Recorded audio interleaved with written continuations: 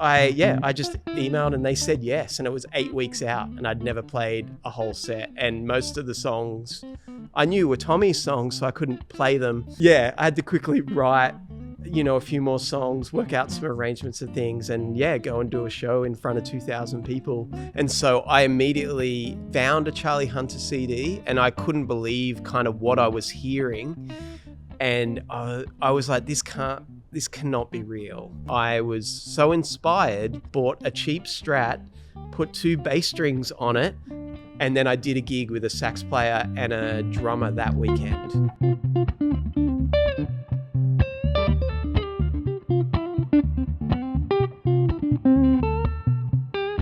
Adam Miller on the podcast.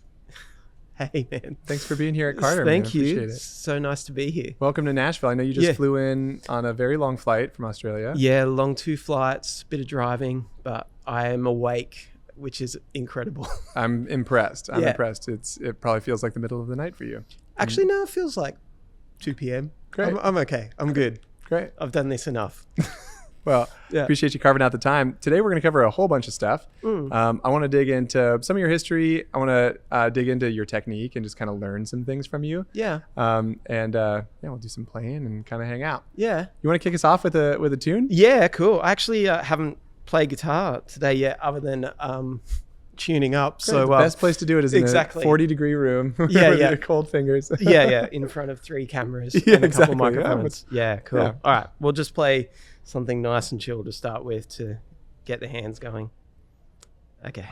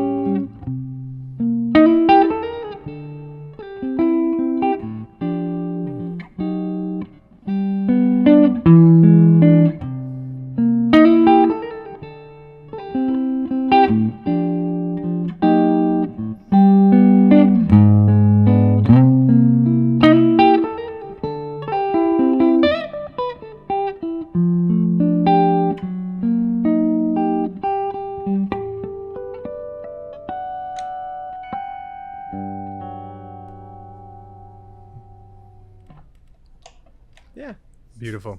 Thank you. That's awesome, man. I want to dig into your background. How did you get started in this? Playing guitar. Yeah. Short story. I started playing organ when I was 4. Like I got sent to organ lessons, like not cool organ, like Hammond, like the one like everyone had in the corner of a room in the 80s. It was like a Yamaha that had 5 different bossa nova drum patterns and things on it. Sick. Yeah. And so that really started me on like a musical path. And the particular method I did was very ear-based. It was the Yamaha method rather than like notes and notation. So it was a really cool way to, I guess, get my head into music and playing. And then I picked up a guitar at around 9 years old. And just it made sense to me very quickly, more so than the keyboard. Although when I first picked up a guitar, the way I learnt it was I worked out where all the white and black notes were. I just learnt to see the keyboard up each string. So instead of learning patterns and things, I actually learnt all the notes on the guitar before I learnt how to play a normal chord. Even, when I first played a C chord, I played it like this. Like a version. Like the straight triad, the way you would on a piano. And before I learnt a C chord in the standard shape. So that was a really cool way to start. And, that was, I guess, like 1990. And, it was a cool time for guitar music. There was guitar music everywhere. There were things to learn. But one of the biggest things for me was that my mother bought me a Tommy Emmanuel album on cassette very early on. Like within about 4 weeks. I mean, she'd seen him on a like Tonight Show in Australia. And so that kind of set me on this path ever since of like, especially instrumental music. Yeah. Were your parents musicians? No. Wow. No. Cool. And they just happened to have this organ in the house? Yeah. My mum can play, she could play piano and had a musical thing. I'm not actually sure why the organ was in the house. I've never asked. I don't know if it came there for me. I have no recollection of that. Yeah. I'd probably need to ask. But they were supportive of it. And, totally. Yeah. And have been ever since. And just, And you started mostly on acoustic? Funnily enough, not actually. So the way my career kind of worked, so I had, started on a cheap nylon string like most people do. And then I think I got a really cheap steel string guitar, but early 90s cheap steel string guitars were the worst. So I didn't have it very long. And then, I just migrated to electric guitar very quickly. And, to be clear, like even with Tommy Emmanuel albums, most of them in those days, they were predominantly electric guitar as well. So it kind of was that sort of thing. So I didn't end up with an acoustic again till my late teens. But it was a vehicle for me to perform and play my own music early on. If you've been playing guitar for years and you can feel yourself plateauing, but you can't quite name why, we've built something for you. It's called the Sonora Guitar Skills Assessment. It's totally free. It's a one-on-one with one of our Sonora coaches. And in about 50 minutes, we run you through an 18-point diagnostic of your playing. You walk away with a written report, the 2 to 3 things that are actually holding you back in your playing, and a 30-day practice plan, our gift to you. You can book yours at learnwithsonora.com/skills assessment, or you can scan this QR code or click the link in the description. This podcast is really a labor of love, and the function is really to share the incredible stories and inspiration to help you along your journey as a musician. If you want to help the show, one of the best ways that you can do it is to click the subscribe button below, leave us a comment, or leave us a like. That helps tell YouTube to spread this to more people like you. With that, let's get back into the show. What's the deal with Australia? Why does it have this amazing collection of incredible fingerstyle guitar players and so many people coming over from there to the States to play this stuff?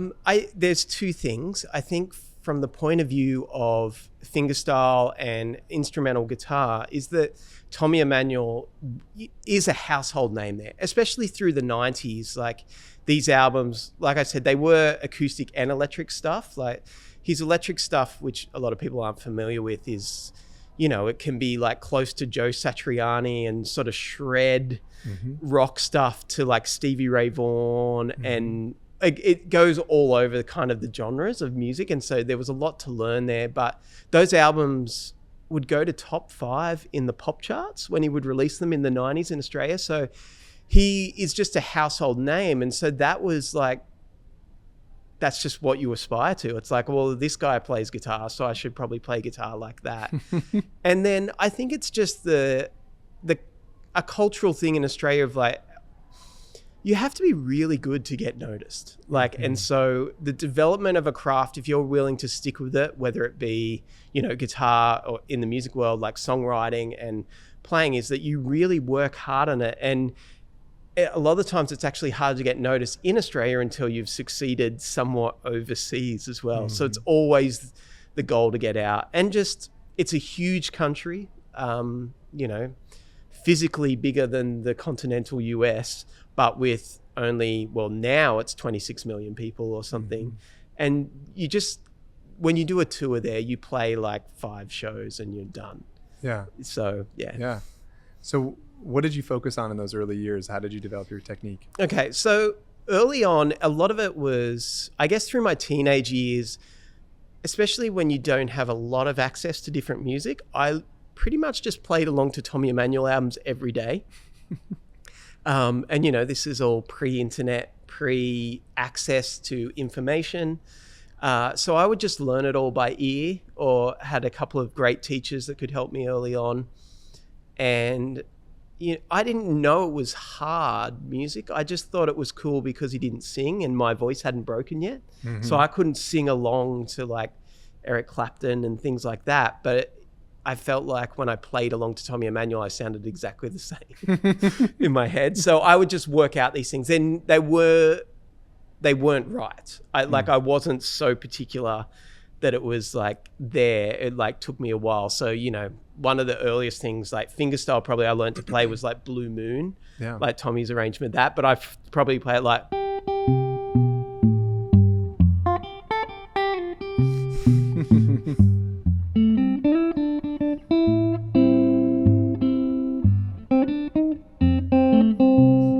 So I think I could do that, but I couldn't get like.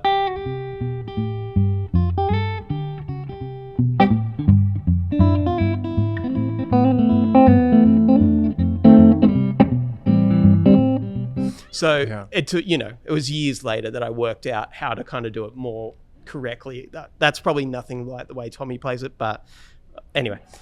It sounds more like the song. It's got a walking bass line going. Yeah, so that was a lot of my early, sort of playing. Then through teenage years, I started getting into, I guess, kind of like the current music of the time, like Chili Peppers and Rage Against the Machine, this Australian band called The Living End.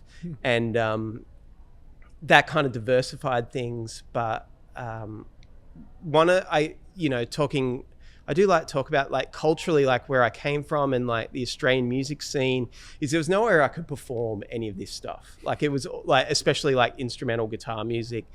There was no way I could do it. I like could play a song at a high school concert or something maybe, but there was nowhere I could go and actually play a gig, strangely enough. Like there wasn't a songwriter scene. There wasn't my town, the city of Newcastle, where I'm from and live again now. Very much a rock city, famous musically for the band Silverchair, who are like a 90s sort of grunge Nirvana sort of ish band, but were teenagers. They're actually the same age as me. And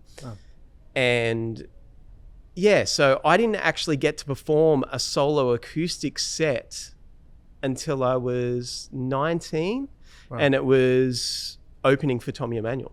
And it was the day I met him as well. So it was. What was that like? Oh, terrifying. Yeah. It was dumb. How did that happen? I asked his manager.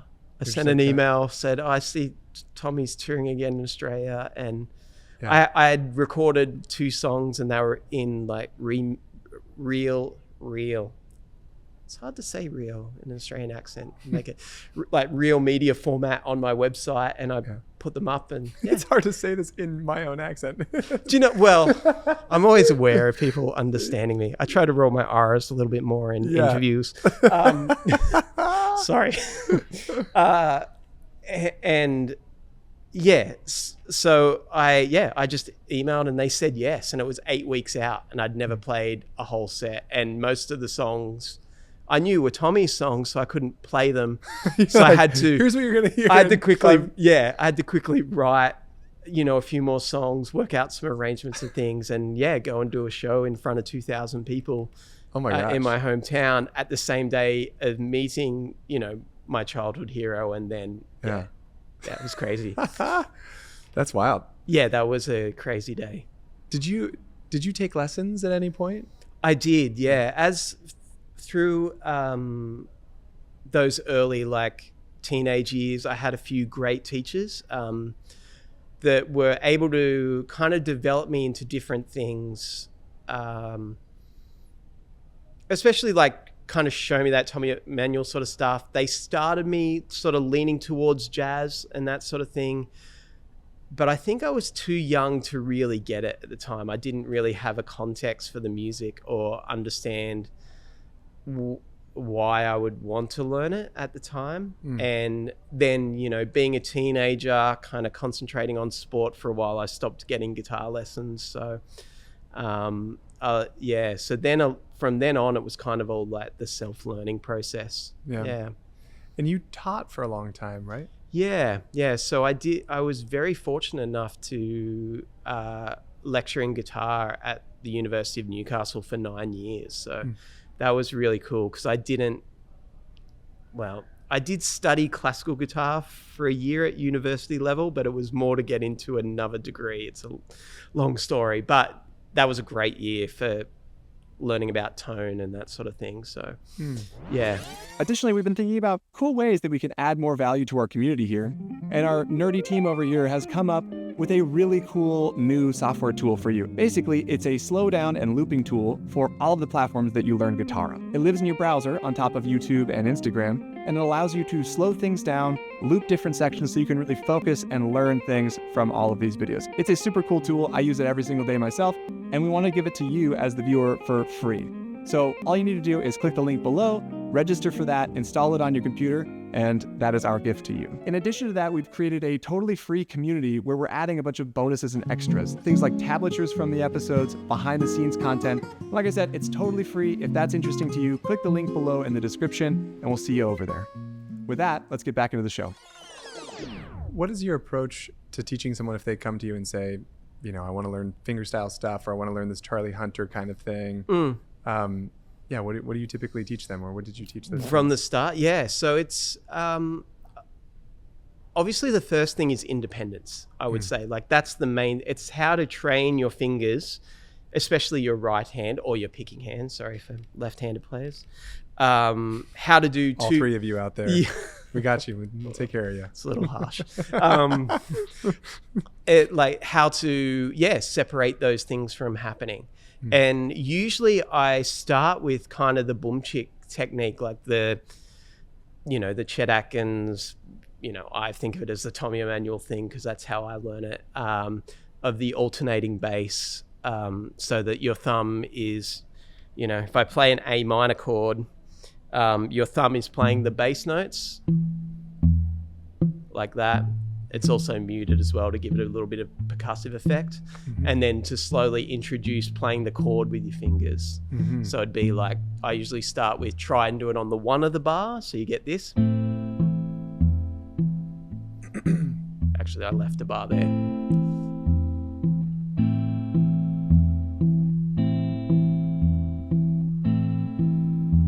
And then the next thing I try to skip a few steps, but it's then to play the 1 and the 3.5 beat of the bar with the chord. So you get.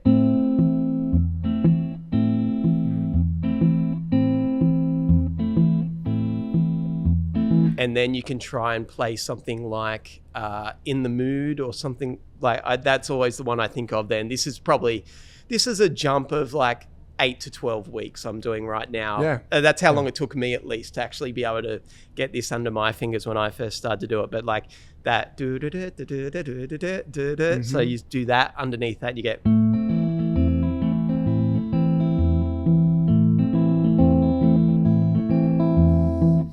And then, you know, try to play through chords after that. So you're moving that.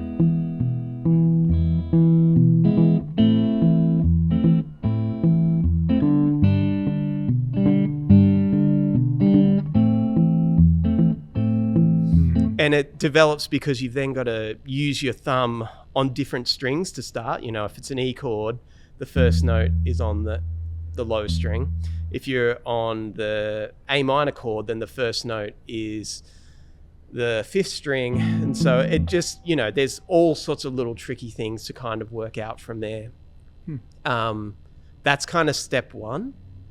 The next step, and depending on the individual, which one I'll start with, is like the constant like 8th notes in the bass. And, you know, I actually learned this just trying to solo. In fact, I probably learnt it for the first time trying to play Hey Hey by Eric Clapton. Well, not by Eric Clapton, but from the Unplugged album, which is like.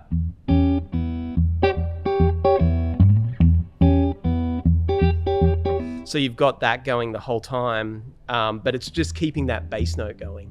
And, you know, depending on the level of the player, sometimes I'll just say, well, just try and play like a pentatonic solo over it and just.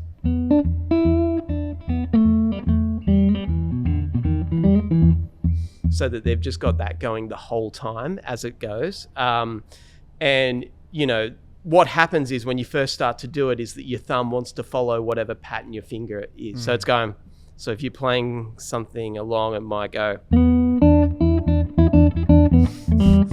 But it's trying to get that consistent sort of 8th notes and sort of develop that. And there are a lot of ways you can do that. Some respond to just doing that, and it helps, you know, their brain works that way straight away and they can jump a few steps. Sometimes it works to just like start to play.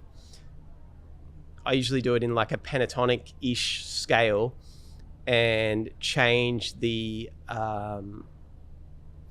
subdivision of the notes over the bass line. So it might be with every beat first and play a scale like this.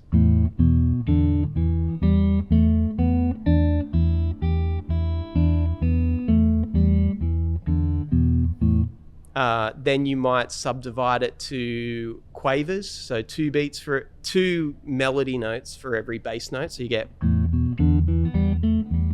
you say quavers? Yeah. Ah. So I'm thinking this is 1 beat, 1. And then you can swing those quavers. So like, you know, dotted quaver, semi-quaver. So you get.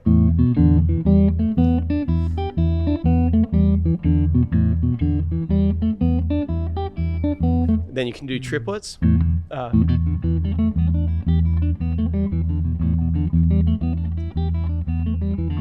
And then everything beyond that kind of gets too fast to play or you don't want to hear it. So I kind of usually stop there depending on the tempo. But, you know, that kind of just develops a lot of getting your, obviously your fingers and thumb to do like different things. Yeah. So you start in Tommy Emmanuel land. Yeah. And at what point in your career do you sort of move into this more Charlie Hunter influence, this sort of groove jazz stuff? Yeah. Essentially just when I heard it, I think so. And this is a cultural thing. And I guess I love talking about this stuff of like where you grow up and the music you listen to that defines you, because, you know, people freak out that I didn't really do a solo gig till playing with Tommy, but there was nowhere to do it. So, and that was the thing, like even then, after I'd opened this show for Tommy Emmanuel, I don't think I did another solo acoustic show till I opened for him again the following year somewhere. And because just there was nowhere to book these kind of gigs. No one wanted to hear this stuff, especially my stuff always had this kind of extended harmony, jazz-ish vibe, but it still pretty much had that boom chick thing in the bass. I'm trying like what's an old song of mine? Is this called Negotiation? I think like.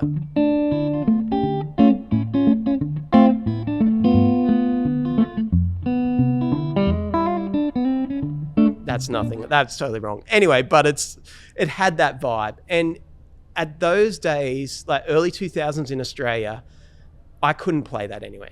Honestly, now, like in Australia, especially with, you know, the propagation of country music out through the world and, you know, obviously the internet as well, I could go and probably do a gig now as a younger person and play stuff, but then no one wanted to hear that. Mm-hmm. So I was always looking for ways to play. I was already sort of doing gigs with a band, playing electric guitar and doing this more sort of improvisational jazz stuff, but I couldn't work out how to do that on solo guitar. And I think the first thing I heard of someone kind of doing it was John Mayer playing Neon. Mm-hmm.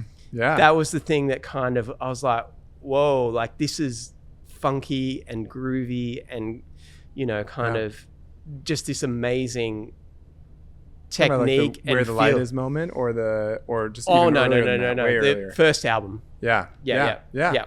Wow. Yeah. So I just couldn't believe that was a thing, and I kind of got it straight away. Like I was like, oh yeah, this. And he got it from Charlie. He got that from Charlie, and so I found Charlie through John Mayer, actually through the audio commentary of his first DVD, which was called what's that called? Any Given Thursday. Yeah. It's really hard to listen to because the girls scream really loud in it.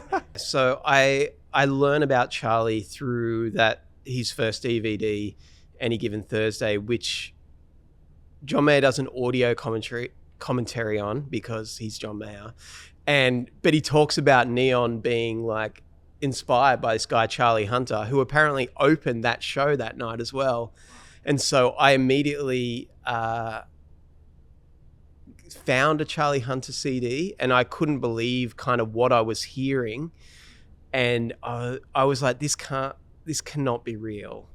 And then I think he had 2 videos on his website in that stage. This was still pre-YouTube existing. And it was like, oh wow, no, this is real. This guy does this and plays fingerstyle guitar, but it's groovy and he's improvising. And that just kind of blew my mind. And I was so inspired that I went to a pawn shop, bought a cheap Strat, put 2 bass strings on it. Sorry, because he plays an 8-string. He played an 8-string in those days, yeah. Wow. And so pulled out like pole pieces of the pickups so that the neck pickup was now just for the 4 guitar strings. The middle pickup was for the bass, and then 2 amps. And then I did a gig with a sax player and a drummer that weekend. You're like, I'm in. Yeah. Because it was like, I knew what I wanted to do, but unfortunately I didn't have the vision to create it without seeing it was possible. I wasn't quite there with that side of things. So, but you know, I already kind of had the songs and the ideas. And so it just needed this instrument to, make it sort of happen for me for a while. Can you, I know you're not playing an 8-string no, guitar that's now, fine. Can you show us some of this style? Yeah, of course. Yeah. So one of the earliest songs I wrote, I called the Sleazy Song. And that's just kind of, actually, I think it was called, originally called McSleazy with Fries and an Upsize, but I didn't. Figured that could have legal implications. So essentially, you know, the thing was off. I would write these pieces with bass lines and just try to improvise over these things. The bass line is just this for the song goes.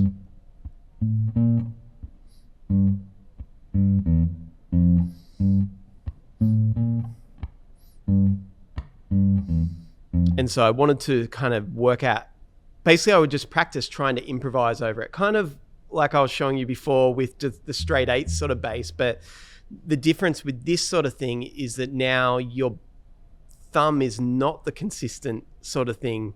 It's actually got to break up where it plays, so it's not consistently going playing quarter notes. So going to do or do.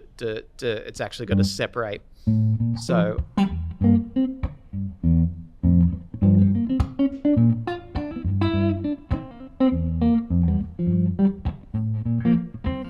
So the melody went like this.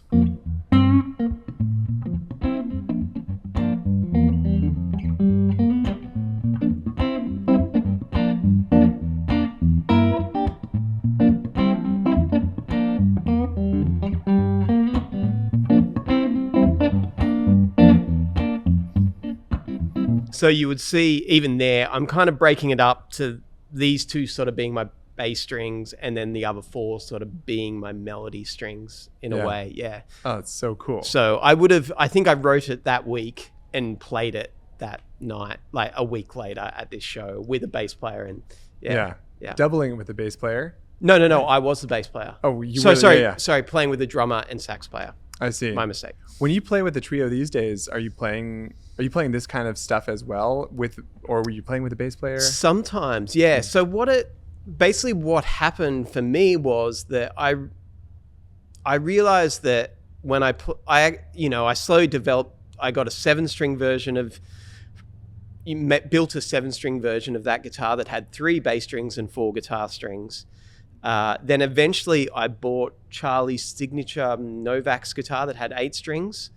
And I played that for many years, but then I met Charlie and became friends. And I was just, I just knew I was always just sounded like a bad version of him on the guitar. I could play it, but it wasn't, it just wasn't him. So, and I really wanted to transfer all that back to 6 strings as well, like a normal 6-string guitar. And so that's kind of where it took it. But the way I write and compose, I'm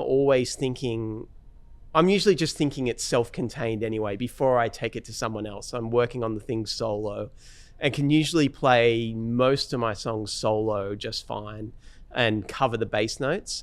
When I'm performing with a trio these days, some songs I kind of leave out the bass line and let the bass player take it. And then other songs, I will double it. And then other songs, I will play my bass line and the bass player will play a different bass line. So it's this 3-part sort of interaction then. So it just varies song to song, but yeah.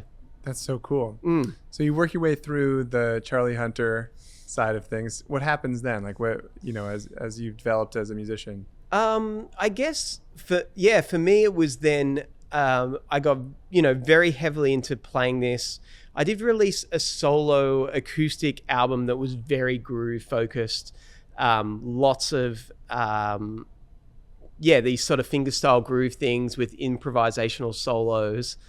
And that was kind of really cool. I'm trying to think of I guess the song from that album that everyone still asks for, it was inspired by a guitar, actually. Speaking, being in a guitar store, it was a guitar I saw on the internet that I couldn't afford.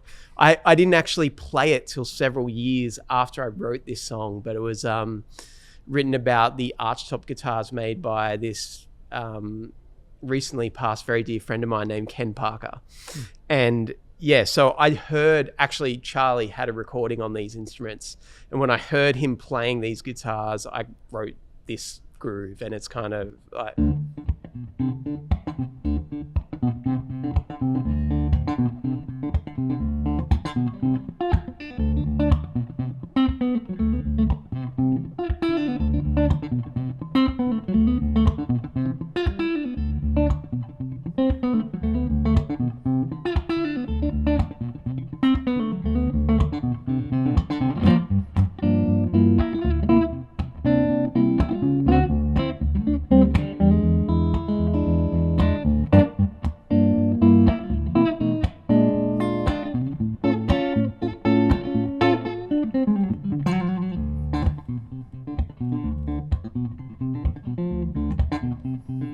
And then if I want to solo over this,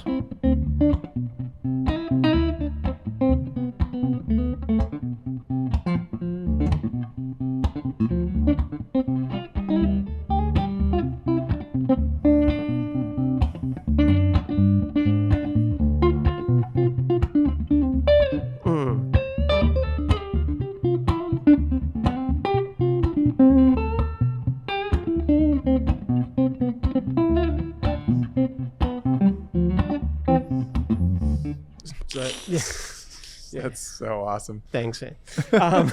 Mitch is over there just like, that's cool, so man. cool. Yeah. So, heavily with things like that. And it was a real opener for my career, that album. Like I got interviews with most of the big guitar magazines after that. Yeah. And I was starting to tour the US in those times. And I'm trying to think where things kind of shifted for me. It was that I actually got this tour doing in-store performances through Europe for Two Rock amplifiers. And it was, and awesome. So because it was, electric guitar amps, and I did already use them. I was like, that's what I've actually used for a very long time.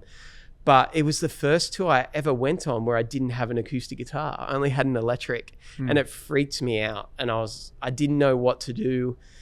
And so I turned up the first night and played, and it was like the best sound I'd ever had at a gig. And it really blew my mind because especially when you play solo guitar, you tend to have a lot of arguments with sound guys about things. It's like, no, don't roll off the bass. I need lots of bass. Yeah. Because especially for the music I was playing, it's bass heavy. You essentially treat it like there's a bass coming through.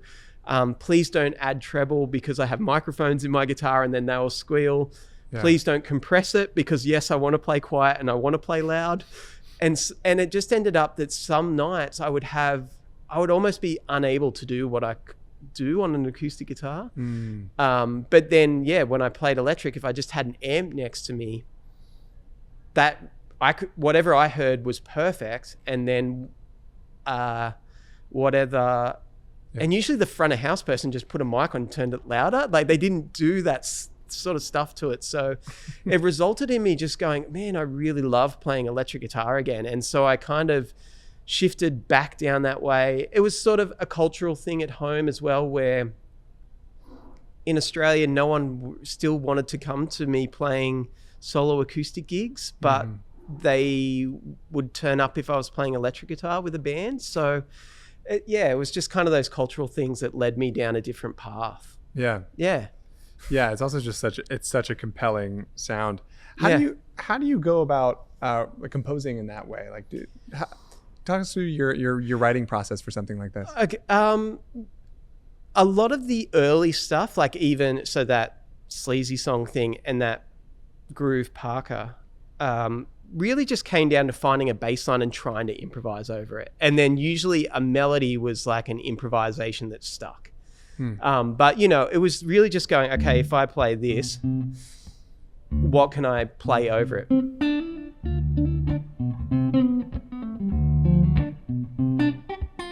And, so that's a lot of the early stuff just came out of sort of bass line ideas and how that would kind of translate, and if I could do it, if things were possible, how to make that happen. Even like I said, there are ways to like slowly develop these techniques, and I have ways of like, even with like sort of this groove stuff, sort of techniques to get you there quicker. Can you show us some of those? Yeah, so like, I guess this is kind of the thing I show that's opposite to the boom chick technique.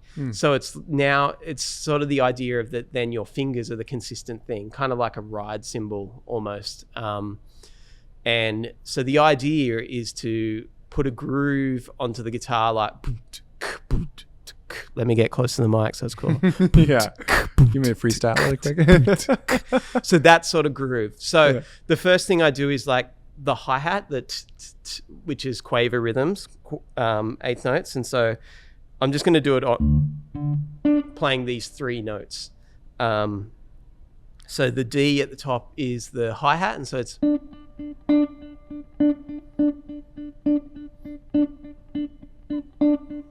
Now it is eighth notes, but they're kind of swung and they're varying amounts of dynamic. Dynamic, and even note length, which is adjusted with my left hand bouncing off. I always forget to explain that part. Actually, people are like, "Well," so there's. which is how someone would play a hi-hat. Yeah. It's not a constant sort of thing generally. Then the bass drum on that groove happens on the 1 and the 2.5 beat. So to get that, I'm going to play 2 Ds, the low one.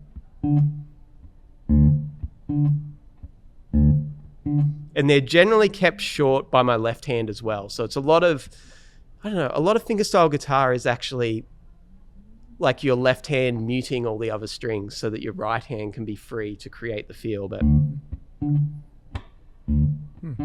then you add those two together.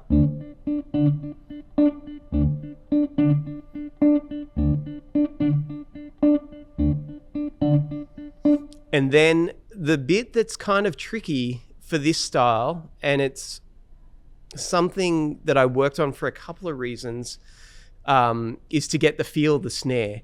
And the snare so I didn't want to do this. For 2 reasons. One, it, hits the magnets of an electric pickup. If you're playing an acoustic guitar, it tends to sound more like a bass drum because of the way the pickup picks up under the bridge. So you get this strange thing often that it sounds like the bass drums on 2 and 4, but it shouldn't be. So to get that feel instead, I downstroke on 2 and 4 with my nails instead of plucking the string the correct way. So you get this.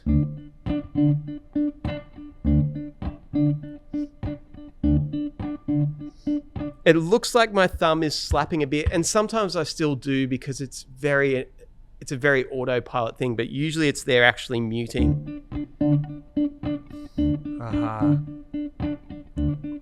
That's a cool technique.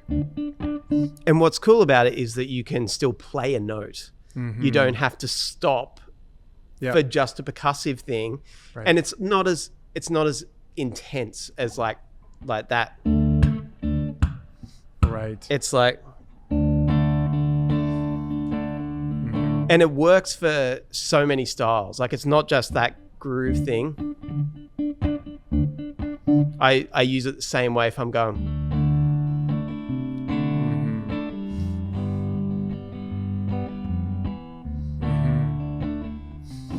Yeah. So if I, do a little improvisation of that song Parker again, you can see.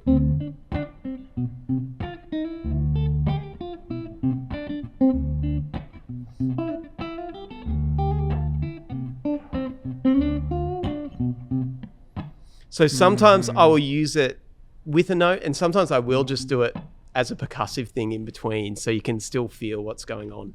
Yeah. That's so great. That's so great. But it's cool because it's just this very subtle percussive thing that makes everything kind of work still. Yeah, it totally ties it together. Yeah. And you can feel how it's different than the sort of country fingerstyle thing. It's a totally different beast. Yeah. So, and it just allows a lot of kind of freedom. Yeah. Yeah. I think the crazy part was as you were improvising and moving up the neck, continuing that bass line and like just kind of having an intuition around positions. So once you kind of work out a piece, often depending on the bass line and where it is, you just have to kind of work out. I guess I kind of do have different homes for songs. Like it's like, okay, the bass line fits under this, but then if I move, where can it fit to? And sometimes it's an awkward sort of backward thing for a guitar. Like it's not linear up. Sometimes it's you're jumping backwards, but I usually try and find some places that I know can work when I'm playing those things solo. Yeah. How did you cross paths with Charlie? Just a mission. It's a great, the very first time I came to the US, just to kind of check it all out, I was about 26 and Charlie had one show whilst I was around, and it was in Rochester, New York, and it was a festival kind of in the middle of nowhere. It wasn't in Rochester. And I caught a Greyhound bus from New York, spent 9 hours on the bus or something, got up there, my bag was stolen off the bus, so I had no clothes, anything. I had to go somewhere and buy clothes. I can't remember now. got to this festival in the middle of nowhere and saw Charlie play, and it was incredible. Like, it was absolutely mind-blowing to me. He was playing with a keyboard player at the time, drums, keys, and himself on bass and guitar. And I gave him one of my CDs, and I was like, oh, this song I wrote in tribute to you. I'd love you, check it out. I'm a huge fan. And I turned around, and Charlie actually just said to me, man, what are you doing here? Like, where did you come from? Where are you staying? And I was like, downtown somewhere. It was pre-smartphone, and, I tried to ring a cab. I had no service.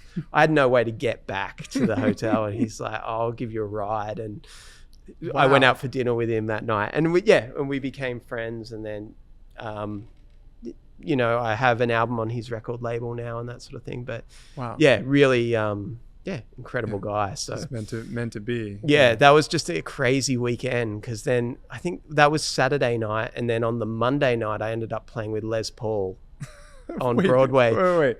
Tell the story. How did this happen? That happened because I was staying in a hostel in New York, and I had a guitar with me. I had an acoustic, but I was scared to leave it at the hostel. I didn't want anything to happen with it. And I'd always planned to go to see Les Paul play. I was like, just got to do it whilst I'm there. And I'd actually had a discussion with another great friend of mine now. I'd met him that day by the name of Gordon. He used to run Rudy's Music on 48th Street. Mm-hmm. And he's like, I was like, would I be able to get a guitar in to watch that? And he actually said, yeah, that'll be fun, because everyone takes guitars for Les to sign. I was like, okay, cool, great. I turn up at the gig at the door, and I'm just naive. It's sold out. And I just joked. I went, I'm just a guest artist tonight. So, and before I could say, I'm joking, I'll leave, they said, oh, okay. And so they took me downstairs and backstage. Oh my gosh. This is awesome. And Les was there eating his dinner.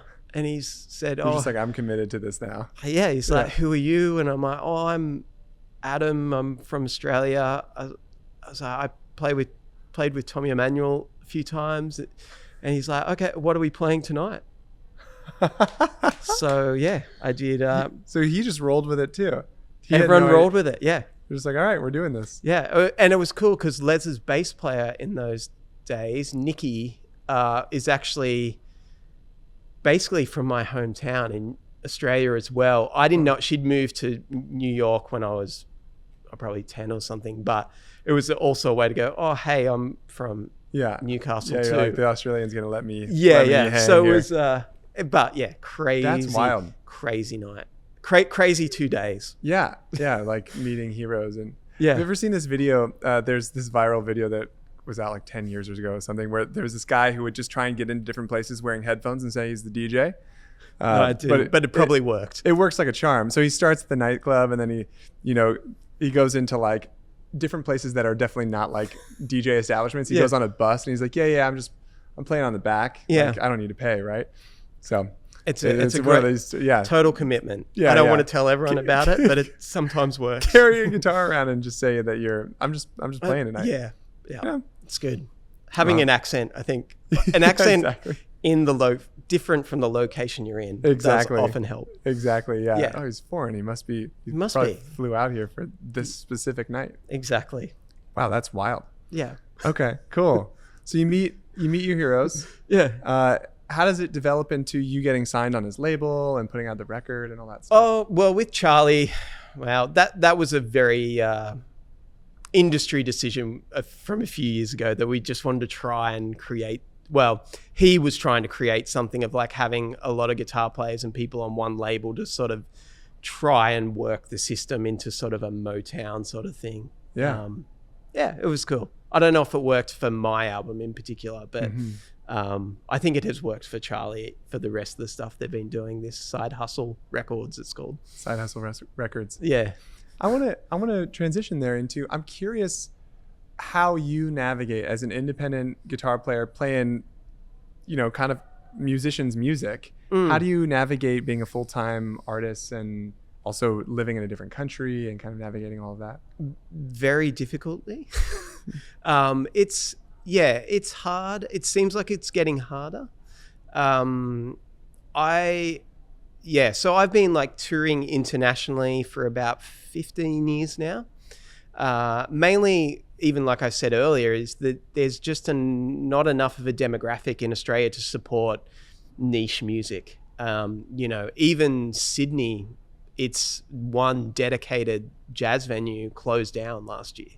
So there's not a dedicated like jazz venue, which is kind of crazy, but that is crazy. Yeah.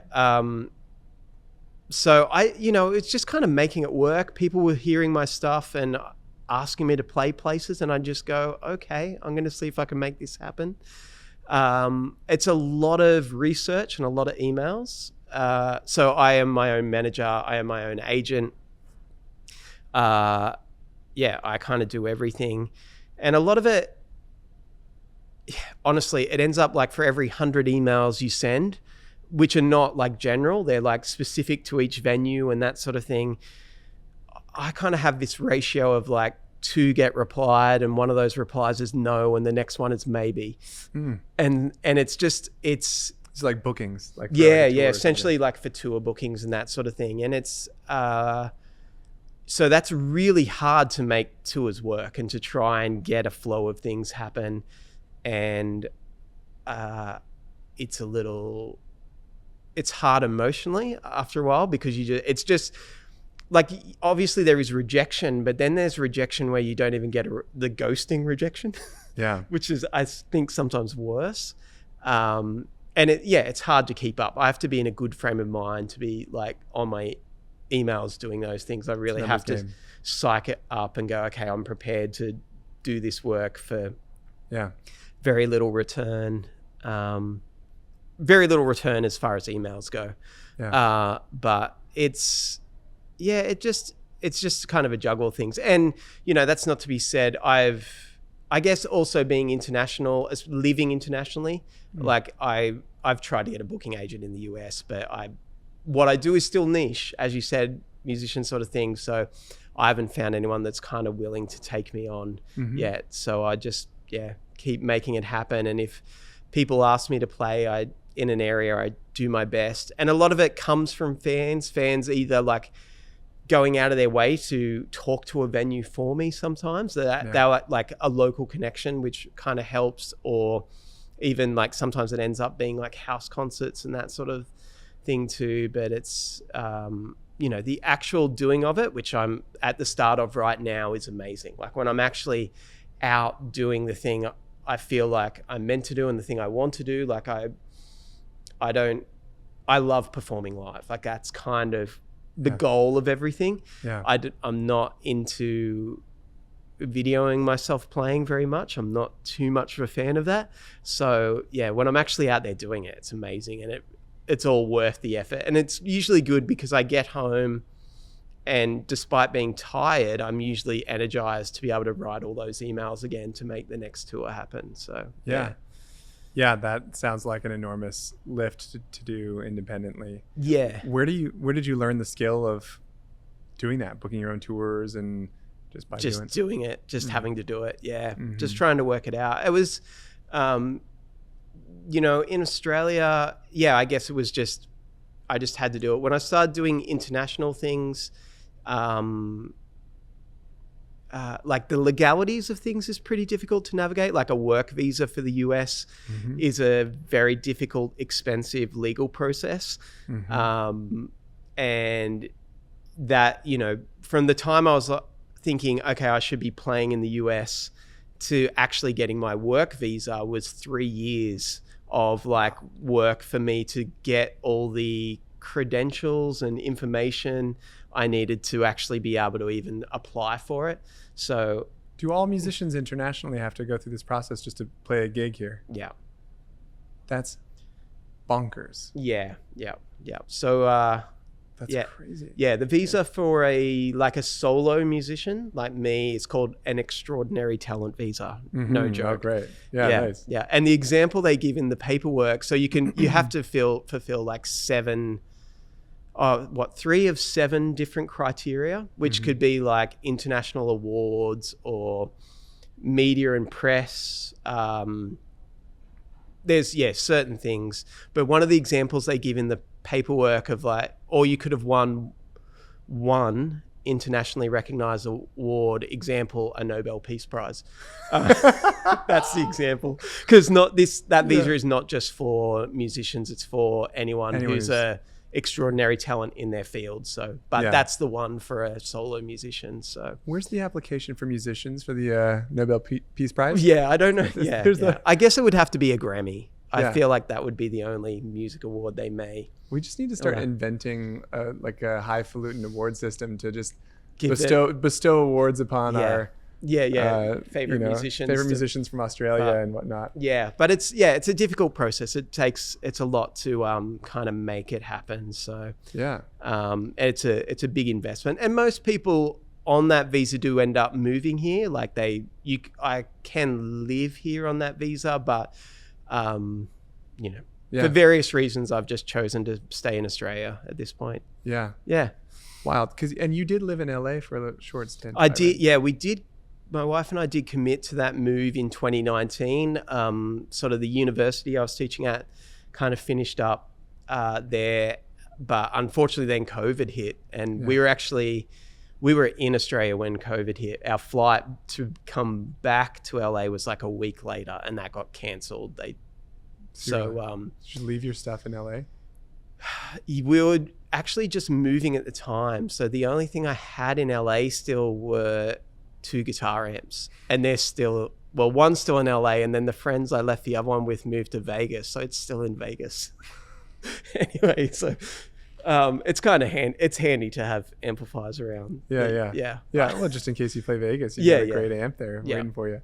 Do you intend to ever come back and move to the States again, or not at this stage? My current work visa expires in July, and so I'll see if I'm ready to deal with that process again, or keep moving on, or concentrate on other parts of the world for a while. But is this the only country that's this difficult to tour within? I believe it's one of the most difficult and most expensive. It's the same process of whether you get the visa for a tour for a week or a day, as if you can get it up to 3 years. So but every country has its own sort of hoops to jump through, but this is definitely, I think, the hardest. Apparently Australia is pretty difficult as well, but it's not as expensive. Anyway, Crazy. And then what are the other mechanisms, just for a lot of people who watch the show are either aspiring professional guitar players or professional guitar players who are just trying to make the thing work. What are the other ways that you sort of keep all the plates turning and make it viable? For me, it's actually a combination of many things. Like I still teach a fair bit. There's album and record sales for me keep things sort of clocking over, especially because most of it's independent. So I do have one record with Charlie's label, but that's a very good deal anyway. So things kind of, they kind of work that way. I still do a lot of producing actually for other artists and recording. Actually, I just started doing that again in the last year. What else is there? I actually do a lot of shows with other people when I'm home in Australia. I usually play like 4 to 5 nights a week when I'm home. Cool. And usually it works out about like one of my shows. So I'm just keeping my hands moving. Like I said, when I was young, there was no way to do a gig doing what I do in my hometown. Now, I guess through me being there, and also when I was teaching at the university and younger people wanting to do that sort of stuff, it's developed this whole network of being able to play like instrumental original gigs around the city. So that's really cool. And then, just playing for other artists as well. So, and it's just a juggle of all of it to kind of make it, have some sort of stability. Life. Stability might be taking it a bit far, but still, making it all work. Making it work. Yeah. That's so cool. What are your hopes and dreams? What do you want to do over the next? My hopes and dreams probably relate more to, I would just love to be able to tour and do things a little bit easier. It would be nice for me to be able to not have to do all the work leading up to things, so I could focus a little bit more actually on guitar playing and writing. Yeah. You know, having an agent and manager and that sort of thing. I know that's very industry related, but that's sort of the thing. That's kind of where I would really love to.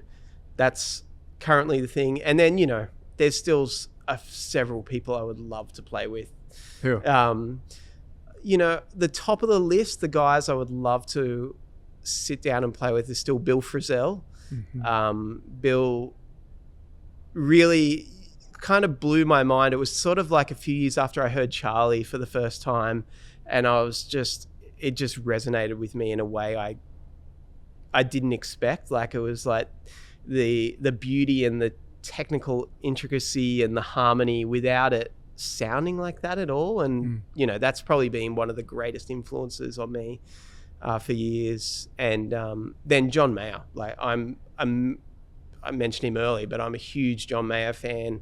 The first way I got introduced to his first album, I think it'd been out for a week in Australia, and someone said, "You got to hear this album, it sounds like you playing on it." And I was like, "Oh, cool." And it really, because did like growing up in that same time. And then still as a songwriter, he's probably the only, like, one of the few singers I actually listen to, because it's one of the few songwriters I've grown up with as well. So they'd be like the two at the top of the list I'd love to sit down and have totally explore some instruments with. Yeah, that's awesome. This last record that you put out, you recorded it in 5 hours. Yes. Can you tell us about that? Yeah. So the latest album is called Timing, which got its title kind of after that sort of idea of that session. It was recorded in LA with the guys that have been on the 2 albums prior to that as well. Drummer Justin Glasgow, bass player Joel Gottschalk. And I met them just when I was living in LA, and they became 2 of my closest friends. And we had a show the night of this. Actually, this session, we were meant to record a whole album, and the guys just had other things come up, life things and things they'd forgotten about. So we were meant to have 3 days, and then it ended up that we had 1 day before we played a show that night. So it was going to be like 10 till like 5, I think we could do. And then Joel, the bass player, ended up getting this other gig that he really had to do. So he had to leave at 3. He did a gig between the session and my show that night. And it was just this unfortunate, so we just got into the studio, and I had a list of I think I had 15 songs. I was like, we could work this out. But instead I just worked with the 5 songs that I thought would be easiest to kind of play, and we got through them really quick. And then I was like, well, maybe we should try these other 2 quick. There was one song that I thought was terrible after we played it, and I was like, I will just move on. And then when I listened to it later, that's actually on the record, so it made it. And then so we got through 7 songs on the day, and then with there was the first song, Light and Shadows. There were 2 takes I really loved of it. I think we did 3 takes. And so I ended up just bookending the album with the 2 takes of that same song, and it kind of worked out beautifully. But so it sort of comes back to that idea of most of my stuff I can play solo. So I at least can play it to the guys. They can hear what I'm probably thinking as a bass line and even a drum groove by what I'm implying on the guitar. And then my charts are usually very simple on paper. There's nothing complex. There's usually not even a bass line written. That song Light and Shadows had a specific bass line, but other than that, the guys are just free to sort of create. So we kind of tend to work that way. But all the songs on there, let me just tune that back up from drop D. When I think of so Moving Pianos is one of the tunes, and it has this bass line. I kind of had this idea that should go, that should be the bass line, but I could play it for them and go.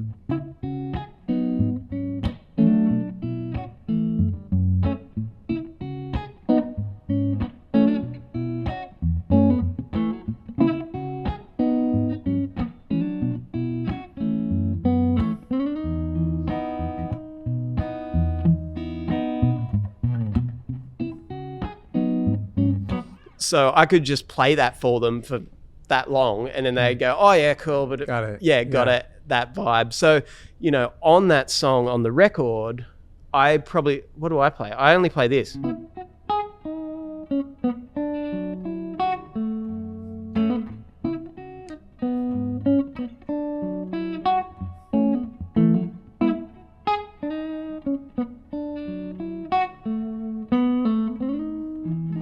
So I leave the bass line out of the whole thing and just let those guys kind of take it. Yeah. And yeah, that's sort of, working very quick. We didn't listen to anything either. Like we just didn't have the time to listen back or check it. It was just kind of self-evaluation. Yeah. Is it the same ensemble that played in the Neumann sessions? Yeah. That's such a remarkable recording. It's so beautiful. Every song on it is incredible, and the playing is so tight and just like, it's great. Thank you. Yeah, so that was another last minute thing that came together. Friend at Neumann was like, we really want to record something using the head mic, the binaural thing. Crazy. Yeah. If you close your eyes, it sounds like you're just in the room with the person. It didn't quite work for that room, so we ended up recording it at Dave Grohl, the Foo Fighters studios. And this is the acoustic part of the Neumann sessions, right? No, all of it. Yeah, all of it was done with the same mic. Well, all of it was. They had that in the center, and the idea originally was that most of the recording would be just that. But that room was designed to get stadium drum sounds, and so when you listen to just the head mic in that environment, it's just too. Very echoey. And it sounds just like another room mic. So we ended up recording it properly, which was cool because it's also through the Sound City Neve console, which Dave bought, and so it was a really special kind of thing. But the acoustic side, a lot of it is actually the song I Didn't Know What I Would Be is predominantly just the sound you're hearing is that Neumann head for the most part. Yeah, so the first song I played was, actually I started our session with it today, but on electric, was I Didn't Know What I Would Be. And actually I hadn't played that song solo before that, possibly that take. Wow. So I just kind of,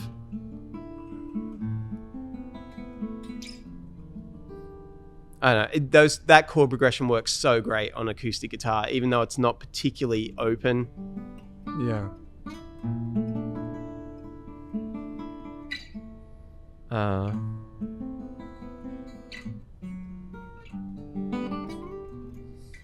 So it was that. I played a song also that I'd only recorded on electric guitar before, which was a spontaneous improvisation that I play with a friend of mine that plays lap slide that we released. It was nearly 10 years ago now. But he always used to come around to our house for a cup of tea, and we never used to play music together. And I was like, let's just play music today and I'll record it. And it ended up being an EP of improvisations. Wow. Cool. So that's, a guy by the name of Jason Lowe. And that was a song called Blanket, which basically happened because my wife got home in the middle of us recording and sat on the lounge in between us and just wrapped herself in a blanket. So that was this song, which is like, and it's very country picky, I guess. It's not very it's not really fingerstyle at all. Fingerstyle. Fingerstyle. Fingerstyle. So it's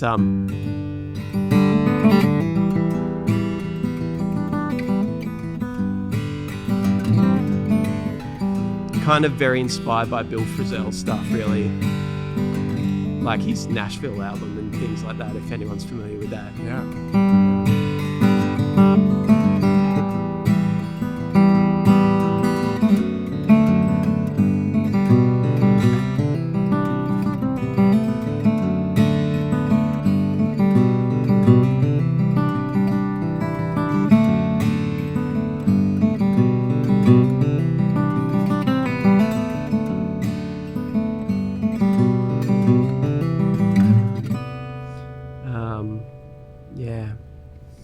that guy. And then the stupid one I decided to play when we only found out this session was going to be at Dave Grohl's studio, I think 2 days before. And I was like, well, I should probably play a Foo Fighters song. And so I worked my butt off, and it's not right. And I don't even know if I can still play it. I liked it. But it's one of the things of like, I guess, you know, these techniques I've developed as in fingerstyle is that I can apply them really to any song. Like it doesn't have to be dictated what it is. So I attempted and will still attempt to play times like these. Yeah. So, which is kind of strange because the first section is in 7 as well. For the riff at the start is in. I didn't realize that was the connection because it's at a studio. That's funny. Yeah. So that's why it was happening. So I was like.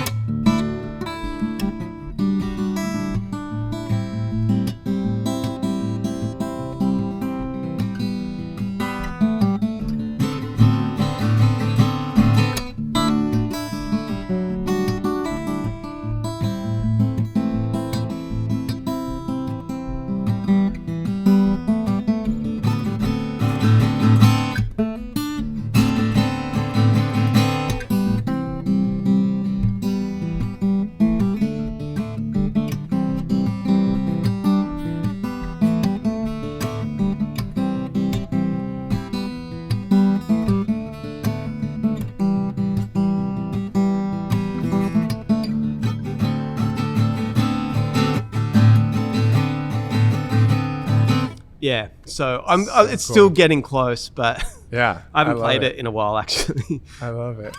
But it's, you know, you can see it's still using kind of those same techniques we talked about earlier. So I'm still implying the 2 and 4 with my fingers and kind of separating it out, even though it's not a funk sort of groove thing. It's can still use those same techniques. Yeah. Despite totally the feel. Yeah. Yeah. Oh, that's so cool. Well, before we wrap up here, is there anything else you want to play? Sure. Yeah, we'll play something good. I was hoping for something bad, but I guess I'll go for something good. That sounds good. I might play, this is from an older record of mine.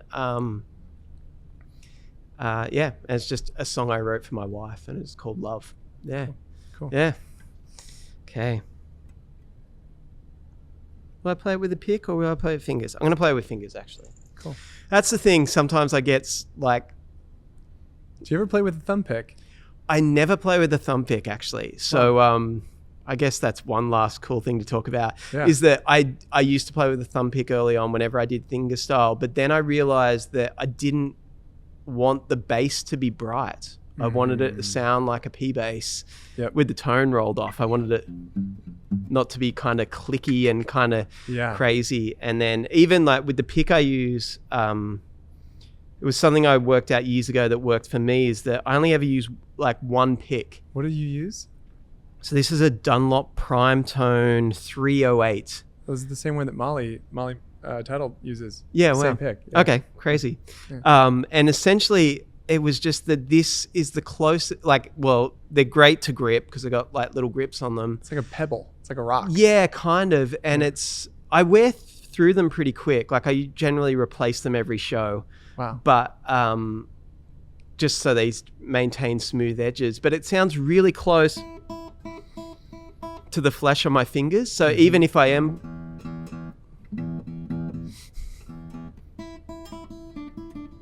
Yeah.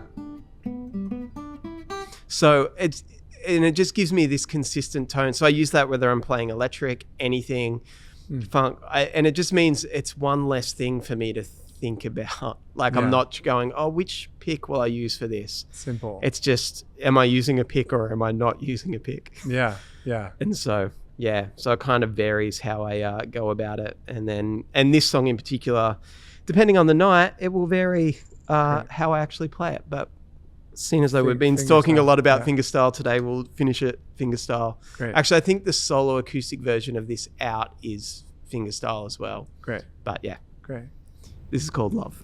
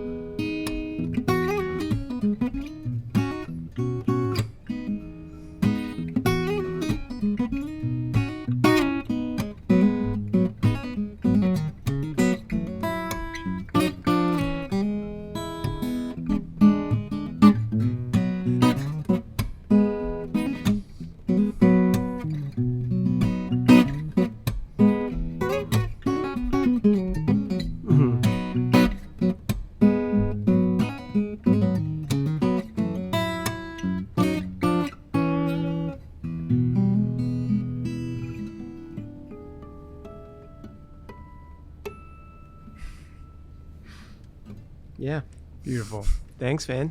Thank you, Adam, so much for being on the show, man. I really Thank you appreciate so it. much, Spencer. Thank you. Your American accent's getting great. Yeah. Really. Yeah. Appreciate that too. Thanks for Yeah, the yeah. effort. Yeah. I can finally understand you. Yeah, great. Thanks so much for having me. Thanks for being here. Yeah. Yeah.